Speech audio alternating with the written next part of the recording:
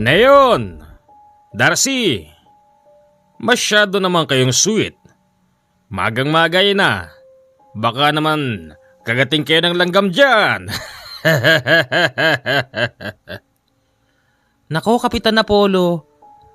Yung problema na lang ng baryo ang asikasuhin mo. Huwag yung pribado naming buhay. Siya nga naman, Kapitan.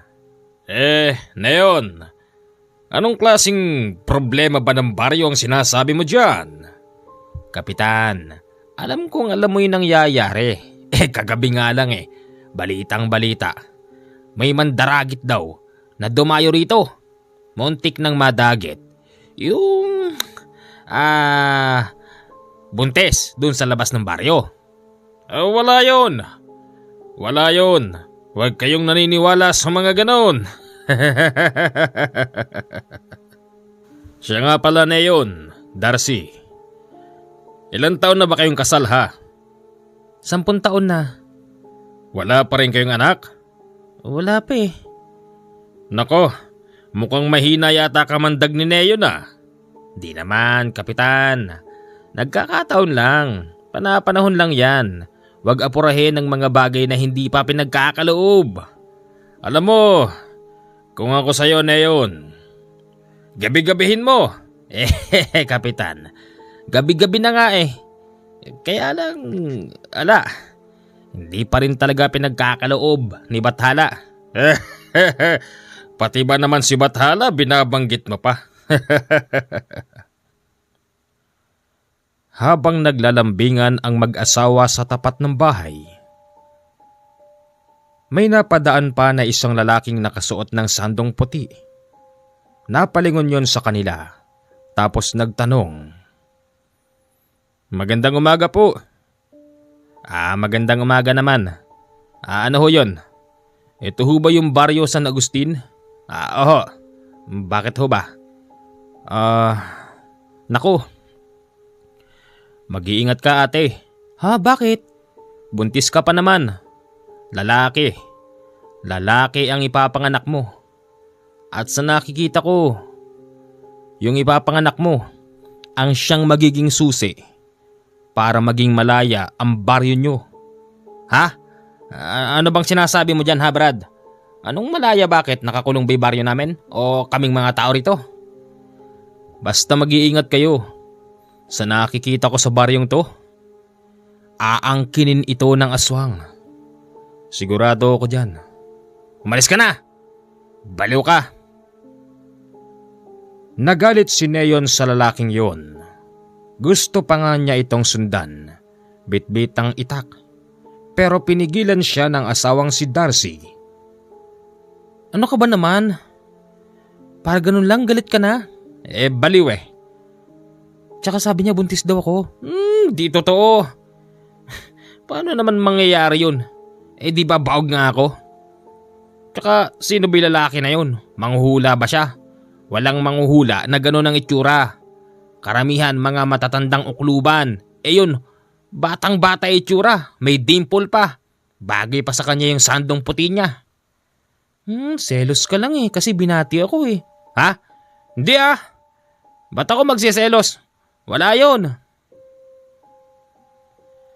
Sa sumunod na araw, nagulat ang mag-asawa dahil kinakatok sila ni Kapitan Apollo. Bakit po, Kapitan? Neon, Darcy, kagabi lang meron na namang nangyari. Alam nyo, gusto ko sana kayong bigyan ng babala kasi itong bahay nyo nakabukod sa karamihan. Ano ho bang nangyari? Tsaka ano ho ba yung nandyan sa peklat ho ba yan? Yung nandyan sa ilalim ng leg nyo? Ha? Oo nga no. Hindi ko alam kung saan ito nanggaling. Parang tinahiya tayo Ha? Tinahi ba? Tignan mo nga to. Tahe. Isang tahe na para bang hindi pa naghihilom. Nagulat din si Kapitan. Maging ang mga kasama niyang bantay bayan may ganun din. Muli silang pinaalalahanan nito na wag na silang lalabas sa 10 oras ng gabi. Sinabihan din kasi niya ang may tindahan sa baryo na 3:00 pa lang ng hapon kinakailangan ng magsarado. Anong problema ng mga yun? Ewan ko ba? Parang nasama yata sa isang grupo yan sila kapitan eh. Pare-parehas may tahi dun sa ilalim ng leeg. Kaya... Bakit? Uy, Darcy, ano bang tinitignan mo dyan? Ikaw din! Ako? Anong...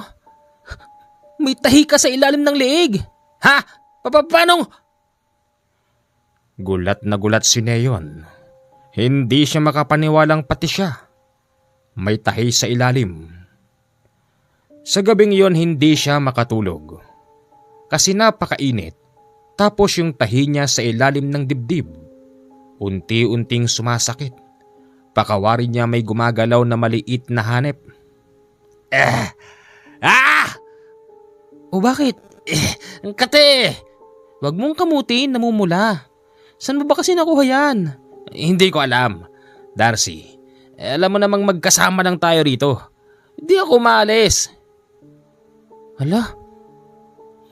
Di kaya't may katotohanan yung sinasabi nung lalaking nakasandong puti? Yung baliw na yun, wala yun. Kasi na yun, napagtatanto ko eh. Parang napagtatahi-tahi ko yung mga nangyayari.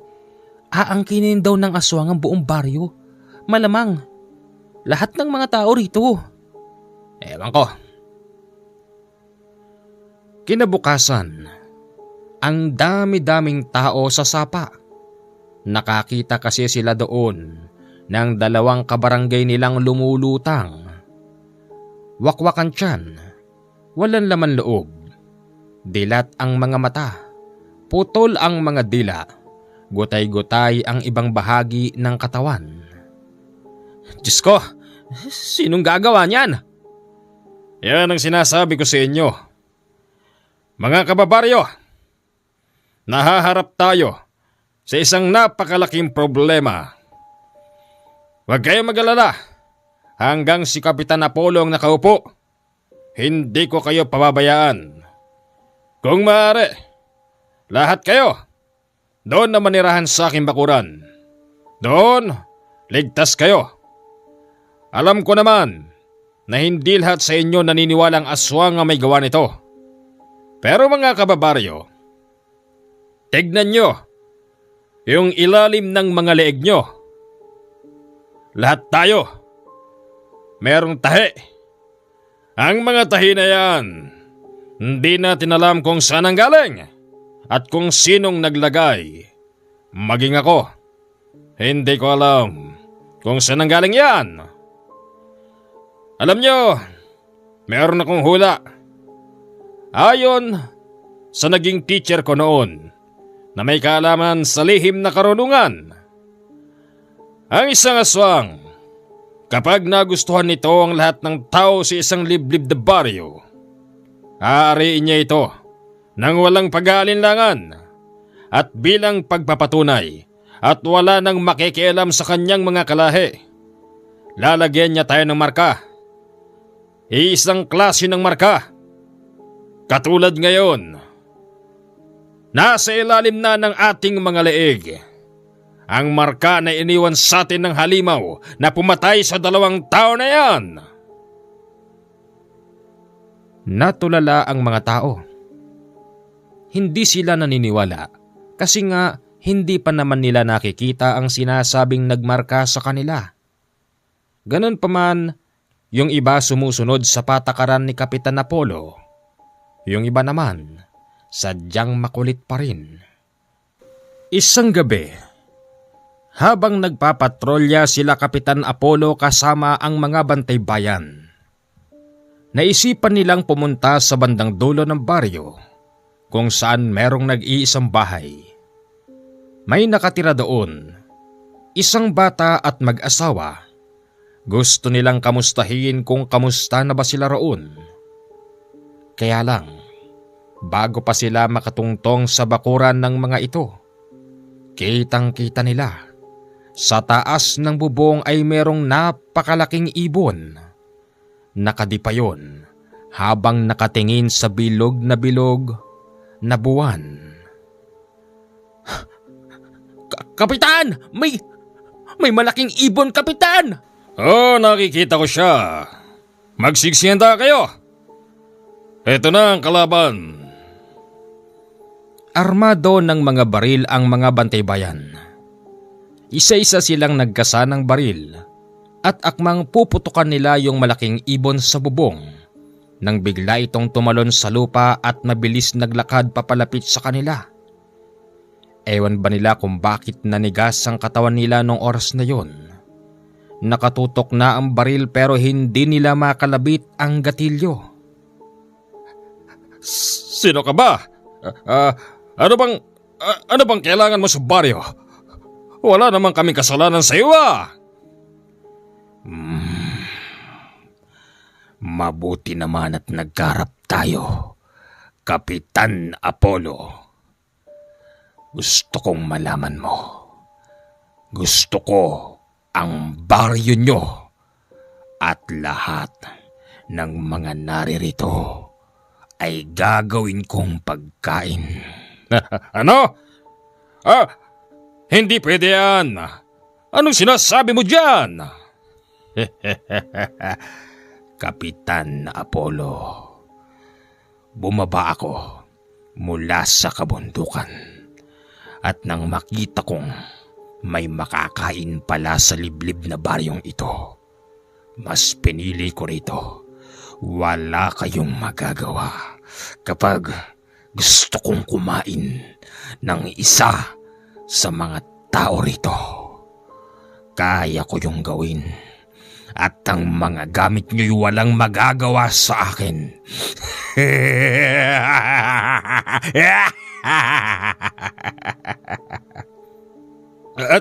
Teka, sandali lang. Pag-usapan natin to.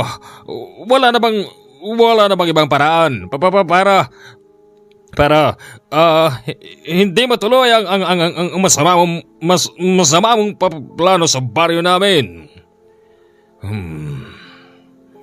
Madali naman akong kausap. Bibigyan ko kayo ng isang magandang kasunduan. Anong ibig mong sabihin?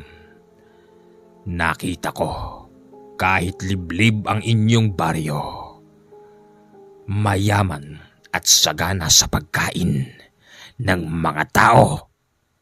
Ngayon, alam ko na maraming dayuhan na pumupunta rito.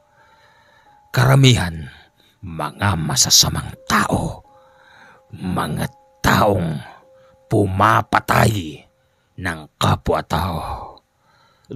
Diretsahin mo ako. Hindi kita maintindihan. Kapalit ng buhay ng mga tao rito, papatay ka. Dadalin mo sa akin bilang alay. Kapag hindi mo yan nagawa sa kada kalagitnaan ng buwan, asahan mo na, Kapitan Apollo, na may isa sa kababaryo mo ang mamamatay. At huwag niyo ring tangkaing tumakas sa baryong ito. Kahit saan kayo magpunta, masusundan ko kayo. At mas brutal ang gagawin kong pagpatay sa kung sino mang magtatangkang tumakas sa baryong ito. Akin kayong lahat. Ako ang makikinabang sa inyo.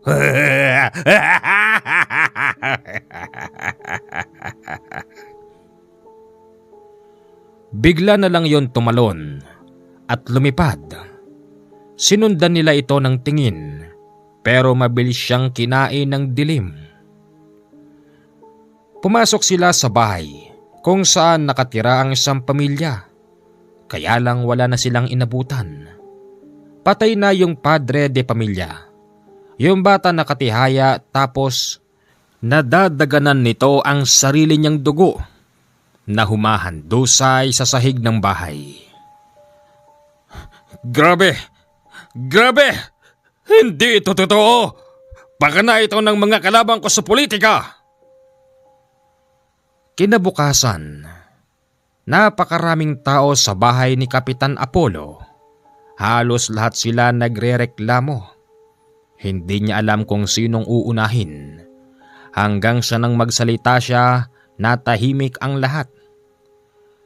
Mga kababaryo, makinig kayong mabuti. Hindi ko kayo bine-brainwash. At ito'y hindi rin usaping politika. Isantabi muna natin ang politika, mga kababaryo. Gusto kong malaman ninyong lahat na ang ating baryo ay umaharap sa nakakatakot na problema. Maniwala man kayo o hindi, ang baryo natin ay inangkin na ng aswang. Makinig kayo, lahat ng padre de pamilya rito. Sa kada kalagitnaan ng buwan at katapusan, alis tayo. Pupunta tayo sa ibang bayan. Kukuha tayo ng magiging alay bilang kapalit sa buhay ng magugustuhan ng aswang na umangkin sa ating baryo. Kapitan, hindi namin kayo maintindihan. Tsaka, hindi naman namin nakita yung sinasabi niyo eh. Oy na yun, palibhasa. Hindi ka lumalabas ng bahay at wala kang ginawa kundi borotsahin ang asawa mo. Makinig ka sa akin. Meron ka na rin marka sa ilalim ng leeg. At lahat kayo, yan ang tanda ng aswang na tayong lahat ay pag-aari na niya. Walang sino mang makatatakas sa baryong ito kahit saan pa kayo pumunta. Kahit pumunta kayo sa ilalim ng lupa, susundan niya kayo. Papatayin niya kayo. Ngayon, nagkaroon kami ng kasunduan kagabi. Sa kada kalagitnaan ng buwan at katapusan ng buwan, kinakailangan makapag-alay tayo sa kanya para kahit isa rito sa atin walang mamamatay. Ganun ba? Patunayan mo muna sa amin. Gusto naming makita yung sinasabi mong aswang na yun. Malay natin, makagawa tayo ng paraan, di ba? Hindi pwedeng basta na lang tayo papatay para mag-alay. Ano tingin mo sa amin? Mamamatay tao? Ngayon, kung kinakailangan pumatay para iligtas ang buhay ng mga mahal natin sa buhay, gawin natin. Magsakripisyo tayo ng ibang buhay. Huwag lang ang sariling buhay ng mga mahal natin sa buhay. Naintindihan mo, ha? Malabo yung sinasabi mo na yan. Siguro ikaw naniniwala, Kapitan. At yung ibang nakakita, paano naman kami?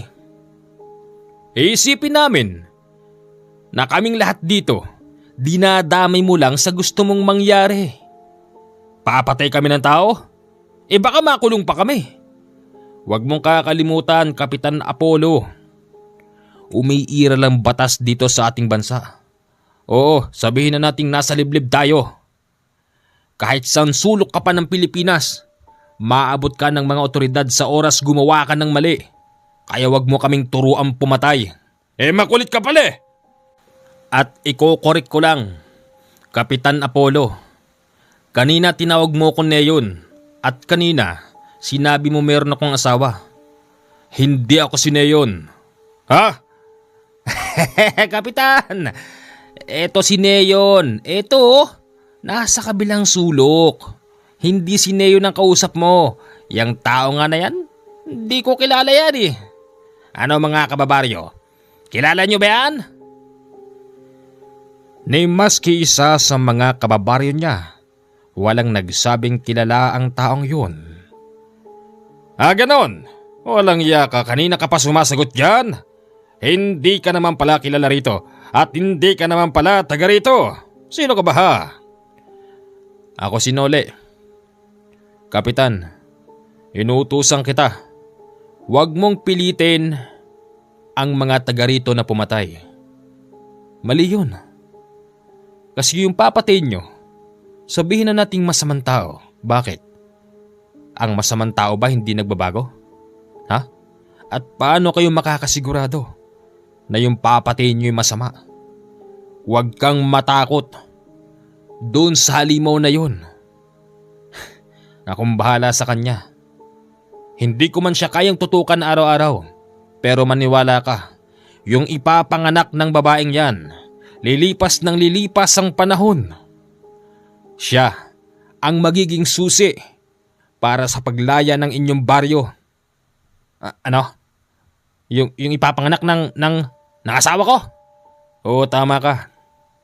Sa ngayon, ang magagawa ko lang para sa inyong baryo. Tulungan kayo kahit papano. Itaboy ang halimaw.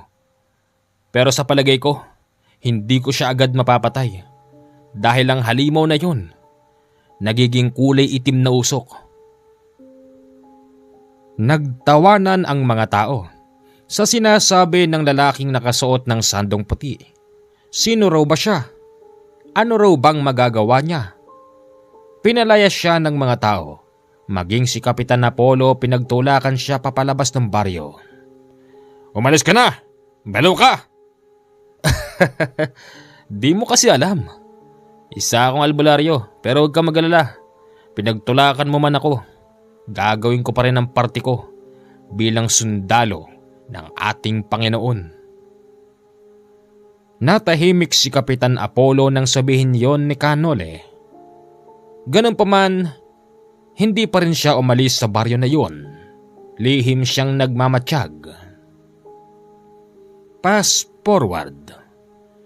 Maraming hindi naniwala kay Kapitan Apollo sa kasunduan nila sa nakakatakot na aswang. Yung mga bantay bayan lang nito ang tanging naniniwala. Kaya't kapag dumarating ang kalagitnaan ng buwan, nagtitipon-tipon sila ng mga bantay bayan. Mga kasama, Ito na ang kinatatakot natin. Papatay na naman tayo ng tao upang may alay doon sa lintek na halimaw na yon. Kapitan, bakit di tayo manlaban? Mang Tirso, akala mo ba hindi ko naisip yon? Naisip ko rin yon. Ang tanong, paano tayo manlalaban? Kapitan, tao pa rin yun. Sigurado naman ako, Kapitan, na meron din siyang kahinaan. Tao? Tao ba yung pagtapos mong kausapin, tatalon lilipad ng mabilis? Tao ba yun, Mang Tirso? Isa pa, minsan ko nang nasaksihan. Nakita mismo ng mga mata ko. Naging usok ang halimaw na yon. Naging usok. Yun ba masasabi mong tao? At anong pwede nating ipanglaban sa kanya? Sabagay, oo nga no. Lumipas ang mahabang panahon. Ang kanilang baryo ay kinatakutan. May bali-balitang nawawala raw ang sinumang tao o dayuhan na pumupunta sa kanilang baryo. Katunayan, pinagbibintangan pa nga silang baryo ng mga aswang. Bagamat wala namang matibay na ebidensya. Maging ang mga otoridad, walang makitang sapat na ebidensya kung doon nga nawala yun tao. Ayon lang kasi sa nagtuturo, nakita raw nilang gumawi roon sa baryo na yon ng taong nawawala. Nung mga panahon na ito, matanda na si Kapitan Apollo. Hindi na siya kapitan nung mga panahon na yon, pero siya pa rin ang kinakausap ng mga otoridad. Hepe, walang nagagawin tao rito, maniwala ka sa akin. Wala talaga, tsaka hepe naman, pulis kayo. Naniniwala ba kayo sa mga kwento-kwento patungkol sa baryo namin? Kayo ngang mismong naririto hindi nyo mapatunayan. Hindi ba, hepe? Marahil hindi ko pa mapatunayan sa ngayon. Pero kapag nalaman kong talagang dito nawawala yung mga taong hinahanap namin, isa sa ilalim namin sa batas militareng baryong to. Hepe naman. Una sa lahat, hindi ka militar. Pulis ka, hepe. At kung meron mang gagawa nun, mga sundalo at hindi kayo. Kaya wag mo kong tatakutin, kapitan. Tandang Apollo, alam ko matapang ka. Alam kong meron kang nakaraan. Pero makipagtulungan ka na sa amin. Kung may ipit ka man sa sitwasyon, kami nang bahalang makipag-usap doon. Kami nang bahalang magbigay ng proteksyon sa'yo. Magsalita ka lang, Tandang Apollo. Ay, nako Hepe. Ang hirap niyo namang kausap eh. Wala akong nalalaman. Kahit may alam ang matandang Apollo, ayaw niyang sabihin sa Hepe kasi nga alam niyang wala rin itong magagawa. Iniisip noon ng matandang Apollo na dating kapitan, ilang tao na ba ang napatay nila? Ilang tao na ba ang naialay nila sa halimaw na yun? Hanggang kailan sila magtitiis? Hanggang kailan sila magsusunod-sunuran? Marami na sa kanyang mga bantay bayan. Namatay pero hindi dahil sa katandaan. Namatay dahil pinatay ng aswang na umaangkin sa kanilang baryo. Naisipan ni Kapitan Apollo na dalawin ang mag-asawang Neyon at Darcy. Noong mga panahon na yon, meron na silang anak na binata. Neyon! Neyon! Ikaw pala, Apollo. Halika, pasok ka rito. Ay, buti naman buhay pa kayo. Aba, walang yaka. Ikaw nga, buhay ka pa rin eh. Kami pa kaya mag-asawa. Alam mo, bilib ako sa inyong mag-asawa. Bakit naman? Kasi marami nang namatay rito sa baryo. Kahit yung mga bantay-bayan ko noon, namatay hindi dahil sa sakit. Namatay dahil kinain ng halimaw na yon. Nag-aalay naman tayo ng buhay, pero ganun pa rin. Naisip ko na yun, hanggang kailan ba natin gagawin to? Hanggang kailan ba tayo magsusunod-sunuran kahit na alam din natin sa sarili natin na baka dumating ang araw pati tayo kainin ng halimaw na yon? Yun na nga mahirap. Hinahayaan niya tayong dumami. Ginagawa tayong alipin. Tapos, kakainin din tayo balang araw. Wala na yun. Parang pakawari ko'y wala na tayong pag-asang makalis pa sa baryong ito. At ang nakatadhana sa atin ay maging pagkain ng hayop na halimaw na yon. Marami na sa mga kamag-anak kong namatay. Yung mga dumadayo rito. Ako rin ang pumatay. Yung iba, aswang ang pumatay. Kaya ang baryo natin na yon, napagbibintang ang baryo ng mga aswang dahil sa nawawalang mga tao rito na yon. Kapitan, may naisip kaming mag-asawa. Alam mo, napapansin namin sa anak naming lalaki. Nahihilig siya sa mga bagay na mahirap tuklasin. Katulad ng ano? Katulad ng mga mutya, mga anting-anting. Bakit? Anong meron doon? Hindi ko nga alam sa anak namin na yan kung saan niya nakukuha yung mga ganong kaalaman. Basta ang sinasabi niya, meron daw lalaking nagpapakita sa kanya. Dinidescribe ng anak namin kung ang itsura nito ganito, ganyan. Sabi, gwapong lalaki raw, na nakasuot daw ng sandong puti at tinuturuan daw siya sa mga bagay-bagay. Teka nga, sandalingan na yon. Bakit ba napunta rin ng usapan at ano namang magagawa niyan sa problema ng ating baryo? Naisip ko kasi, Apollo, baka yun na yung kailangan nating gamitin para alam mo na, makalaya ang baryo natin.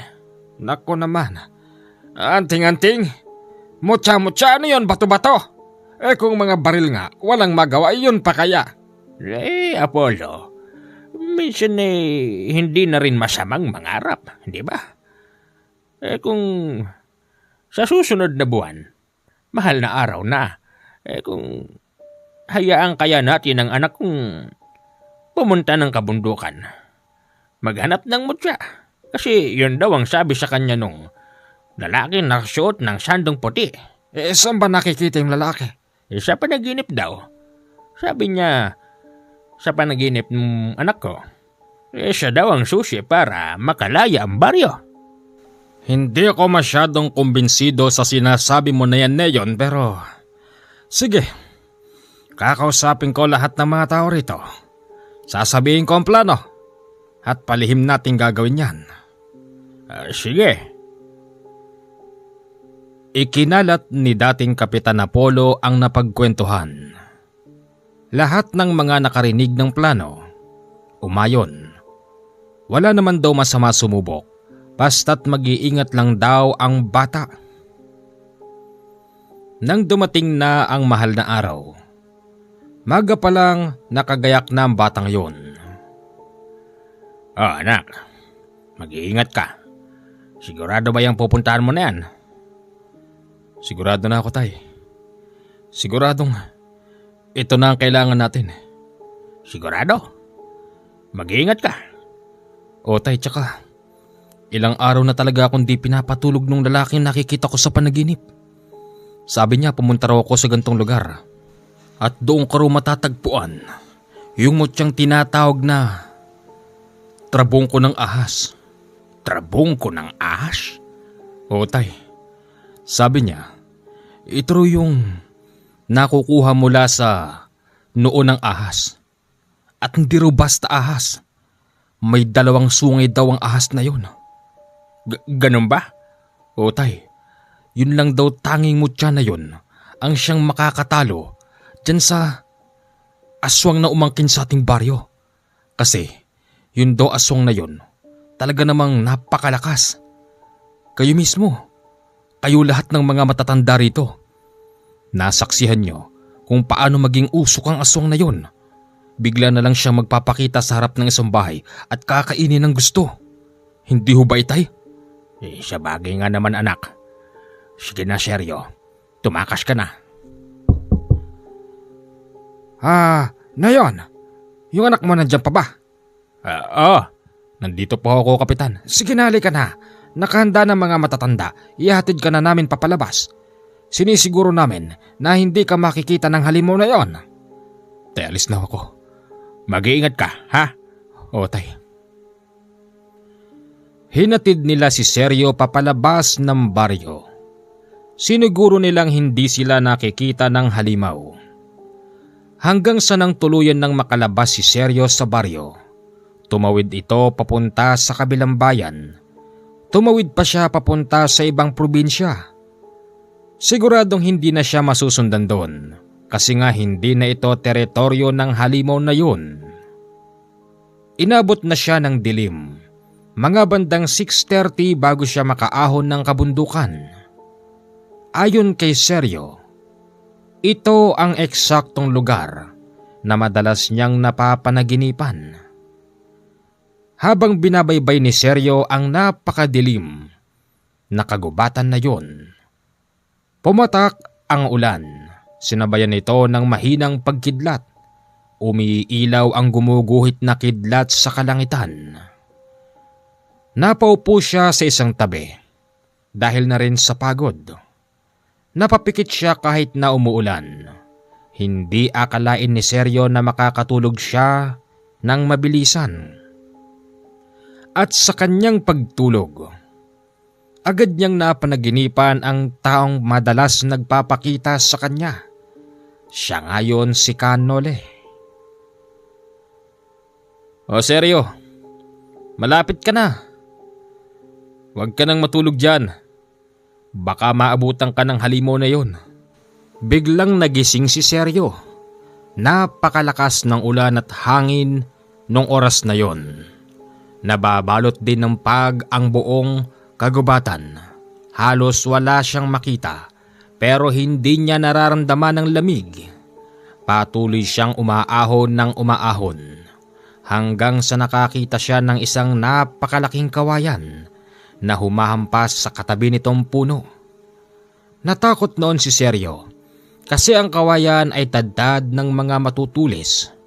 Lumihis siya sa daan na yon. Napunta siya sa bandang kanan kung saan merong isang puno na pwede niyang pagkublihan. Habang nagkukubli doon si Sergio, hindi nito namalayan. Meron palang tao sa tabi niya. Oy, sino ka? Anong ginagawa mo dyan? Huh? Lintik, ikaw ang sino? Ikaw ba si Seryo? Oo, tama. Ikaw si Seryo. Kanina pa kita inahantay. Giniginaw na ako. Teka, sino ka ba ha? Halika na. Dito ang daan. Inaantay ka na ni Noli. Dalian mo. Isang matandang mahaba ang buhok, gusgusi ng damit, may hawak na tungkod, pero diretso pa rin ang tayo. Hinawakan siya noon at mabilis silang naglakad, hanggang sa nakarating sila sa isang kubo. Laking pagtataka ni Seryo. Nang nandun na siya sa loob ng kubo, hindi niya dinig ang malakas na hampas ng hangin at ulan. Ito. Andito na tayo. Kanoli. Heto na. Ang binatang susi sa paglaya ng baryo. Mukhang hinihingal ho kayo, Tatang. Hindi. Ganito talaga ako. Isa akong ermitanyo. Nakita niya si Kanole ng personal. Naroroon ito sa kusina at nagtitimpla ng barakong kape. Inabutan siya nito ng isang baso. Ikaw yung madalas nagpapakita sa panaginip ko. Oo, tama. Kayo nga ho yun. Seryo, ikaw yung batang pinanganak ni Darcy at tatay mo si Neon. May kwento ko lang. Minsan kong nadaanan ng iyong ama't ina. Nasa harapan ng bahay at naglalambingan. Hindi alam ng tatay mo na nagbubuntis pala ang nanay mo. Sinabi ko sa kanila na buntis si Darcy at mag-iingat siya. At ang batang ipapanganak niya ang siyang magiging susi para maging malaya ang inyong baryo. Ikaw na nga yun, Seryo. Salamat at narating mo ito. Sandali nga ho. Magkaliwanagan ho tayo. Hindi na ako pwede magtagal dito. Kailangan ko nang makuha yung sinasabi niyong trabungko ng ahas. Huwag ka mag-alala. May nakalaan na trabungko para sa'yo.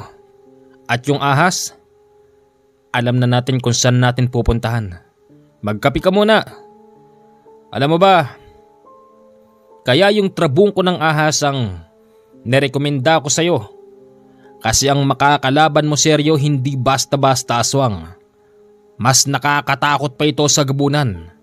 Ito yung klaseng aswang na may kapareha sa kapangyarihan ng nakakatakot na naninirahan sa ilalim. Kaya nitong maglaho. Kaya nitong magpakita bigla sa harapan mo. Wala siyang kabusugan. Marami na siyang pinatay na tao sa inyo. Ngayon, bukod tangi ang trabungko ng ahas ang pwede mong gamitin laban sa kanya. Lagay mo sa kamao mo at kahit na isa lang siyang hangin, tatamaan siya.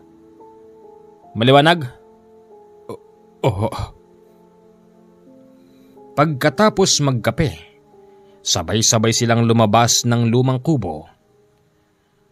Mga 1 oras na silang naglalakad hanggang sa matunton nila ang isang maliit na butas. Halika, pumasok tayo rito, Seryo. Butas? Oo, kuweba yan. Dalian mo, baka inuubos na ng aswang ang mga tao sa inyo. Pagpasok sa butas talaga namang napakadilim. Hinawakan siya ni Kanole.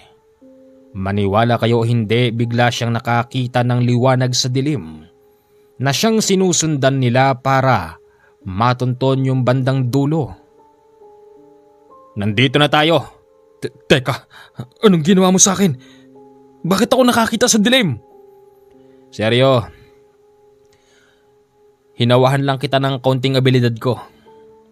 Virgo ka, kaya meron kang kakayanan. Ayun yung ahas. Patayin mo siya, Seryo. Gamitan mo siya nito. Ano yan? Yan ang aking mahiwagang punyal. Punyal na humahaba. Kailangan Pag tinamaan mo siya sa leeg, wag na wag mo siyang pakakawalan. Naroroon ang pagkakataon mo. Pag tinamaan mo siya sa leeg, tapakan mo yung buntot at yung ibang bahagi ng katawan. At yung isang kamay mo, gamitin mo yun. Kunin mo ang trabungko ng ahas sa noo niya. Pero paano ko gagawin yun? Ang ahas na yan, sa oras na matapakan at matarakan mo ng aking punyal sa dibdib, hindi na yan gagalaw, hindi na yan mangangagat. Pitikin mo ng 4 na beses yung noo.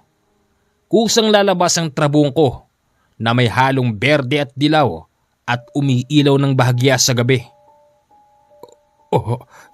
Sige ho. Nahirapan si Seryo gawin yon kasi mabilis yung ahas.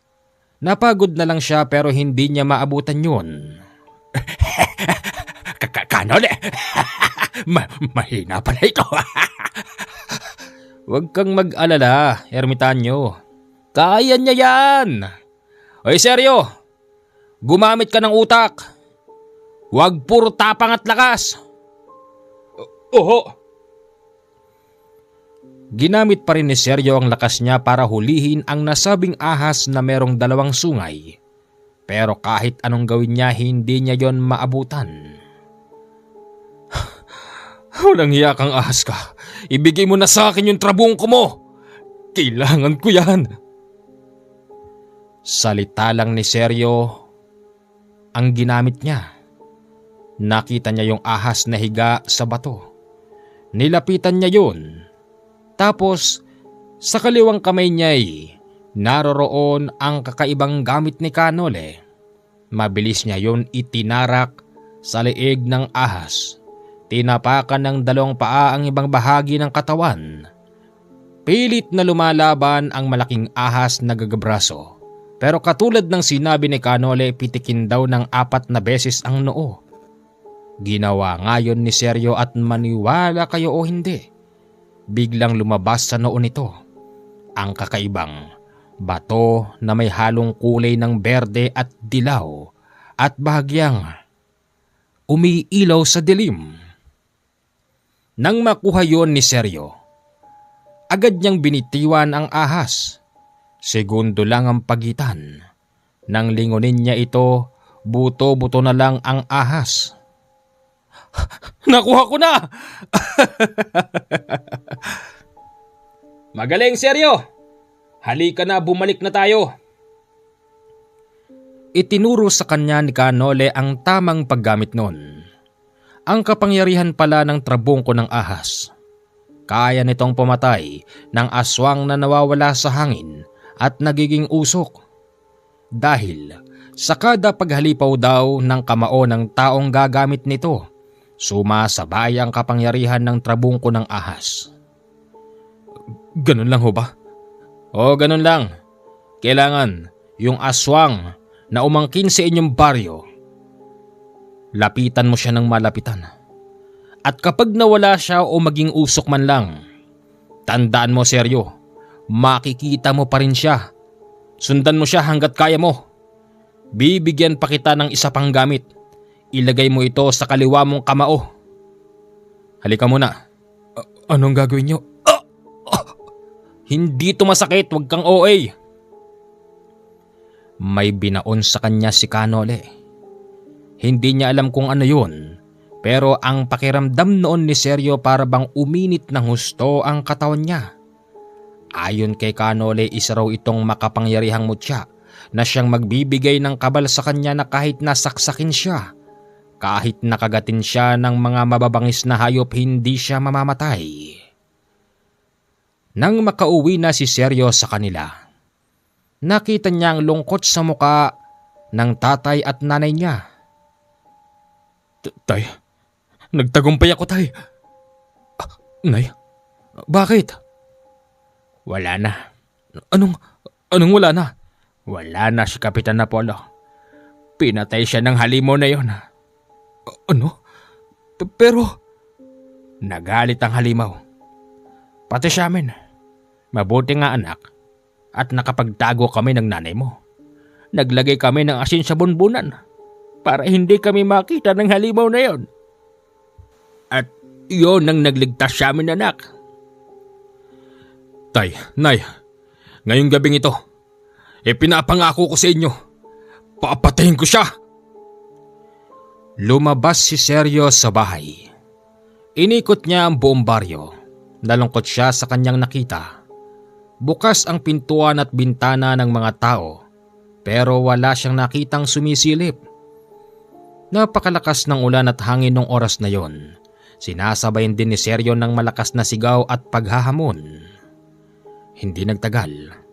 Nalingid siya sa punong malaki. At doon mismo, nagpakita sa kanya ang aswang na umaangkin sa buong baryo. Sa wakas ay nagkaharap din tayo. Katapusan mo na. Akala mo siguro, habang buhay, kaya mong ariin ang lahat ng mga tao rito. May araw ka din. At ito na yon. Pinapangako ko sa iyo yan. Ikaw yung binatang pinatakas ni Kapitan Apollo at ng iba pa. Alam mo ba, pinatay ko na silang lahat. Maliban sa iyong mga magulang, hindi ko sila nakita. Ikaw ang nagbigay ng madilim na pangyayari sa buong baryo namin sa loob ng mahabang panahon. Ipinapangako ko sa iyo, mamamatay ka na ngayong hayop kang aswang ka. At paano mo naman gagawin yon? Hindi mo ko kaya. Ako ang pinakamakapangyarihang aswang na sumasamba sa hindi sinasamba ng aking mga kalahi. Mahihina sila. Tinrader ito ni Sergio suntukin. Tinamaan ito sa tiyan. Laking gulat ni Sergio nang tumagos ang kamao niya sa tiyan ng aswang. Kitang-kita niya nang nabutas ang tiyan nito. Ano? Medyo masakit. Medyo lang? Inulit pa yon ni Sergio ng ilang beses. Pero sa pagkakataon na yon, hindi na ito tinamaan. Bigla kasi itong naging usok at nawala. Pero katulad ng sinabi ni Canole, kahit na maging ganon siya, makikita niya pa rin ang halimaw. Nakita niyang palutang-lutang ito, na kasing taas lang ng bahay. Nagkunwari si Sergio na hindi niya ito nakikita. Nagkunwari ito na hindi niya alam kung saan ang pwesto nito. Naisip niya ang strategyeng sinabi sa kanya ni Canole. Ilagay pa sa kaliwang kamay yung medalyon na binigay sa kanya. Tapos sambitin ang mga salitang na ayon doon. Hindi na lang po natin sasambitin kasi nga tanging may trabungko at may medalyon na iyon ang siyang natatanging sumambit sa mga ganong klase ng salita. Nakapikit noon si Sergio at naramdaman niyang papasugod na ito sa kanya. Pagdilat ni Sergio, sinalubong niya ito ng kaliwat kanang suntok. Tinamaan sa dibdib ang halimaw. Nabutas ang dibdib. Nabutas ang tiyan. Nahawakan niya ang braso at hagad niya itong pinutol sa pamamagitan ng malakas niyang pangangatawan. Hindi! Katapusan mo na, halimaw. Trabungko! Meron kang trabungko! Nakikita ko sa likod mo ang gabay ng trabungko! At Hindi mo alam kung anong ibig sabihin ng isang to. Ito ang makapangyarihan na Antigo de San Benito na binigay sa akin ni Canolesto. Ngayon mamamatay ka na. Pinagsisigawan ng halimaw na yon na dalawang gabay daw ang nasa likod ni Sergio na siyang dahilan ng pagkamatay nito. Pinatay ngayon ni Sergio nang hindi man lang naawa. At ang mas matindi pa roon, nang wala na itong buhay, kitang-kita niya kung paano kainin ng gabay ng trabungko ang nakakatakot na aswang. Hanggang dito na lang po ang ating kwento. 0948-5230-887 yan po ang aking Viber at WhatsApp account. Diyan nyo lang po ako pwedeng kontakin kung kayo'y merong kailangan. Magandang araw po sa inyong lahat.